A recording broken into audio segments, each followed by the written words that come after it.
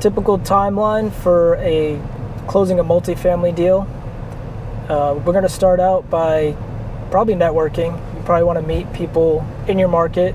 You want to meet the brokers. You want to meet the mortgage brokers. You want to know who's who and what people are buying and what they're looking at. Then you want to start underwriting deals. This is something that I didn't know for the first year, even where to find the deals. James told me where they were at. So the treasure chest. The treasure chest, yeah. There's no MLS for there's commercial no MLS. real estate. Yeah, there's no so MLS. You got to know the brokers, and the brokers have them listed on their websites, but you got to know which websites to go to. So there's probably 15 to 20 top brokers in DFW. And so reach out to us if you don't know them, and we can introduce you. Obviously help you out on that front. But yeah, you go start underwriting deals and start seeing where they trade. I would say do that your first year. And then once you start getting knowledge and you start want to go through a deal, go through the timeline of like when you put in your first offer, like how that's going to go.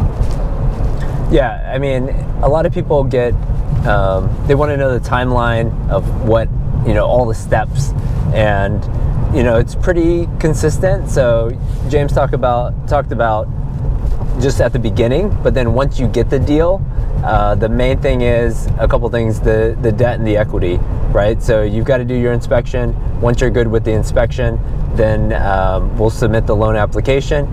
The lender has their third party inspectors go out there, so engineering, environmental, appraisal, and that costs about $20,000 or $10,000 to $20,000 depending on what type of loan you're doing. And then you need to raise the equity. So if you're gonna if it's your own deal, you don't need a PPM, you don't need to really set up a securitization, but if you or syndication, sorry. But if you are gonna go out and raise money from other people, then you need to decide if you want to do a 506B, a 506C, and then work with an attorney to get a PPM done, and then actually go out and raise the money. So that's the part of the deal that's actually taking the longest right now. I was talking with a broker yesterday, and like a deal that went under contract in like October, and I was like, what's going on with that deal? Did it fall out? He's like, still under contract. They're using their second or third extension. They're still finalizing the loan amount. They're still finalizing the equity. So deals are definitely taking longer in today's market. So once you talk with the attorney, get the equity raised, then you close, and then now it's your property manager's time to go on there, start taking over the property and executing your business plan. So about timeline, typically, it used to be 45 days to 60 days. Now it's more 2 months to 3 months. So I heard one lender at the agency say that 90 is the new 60.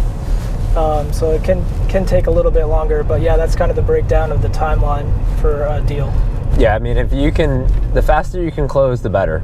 Looks better to your investors, looks better to your lender, looks better to the broker, and people are going to bring more deals back to you if you're able to, versus kicking the can.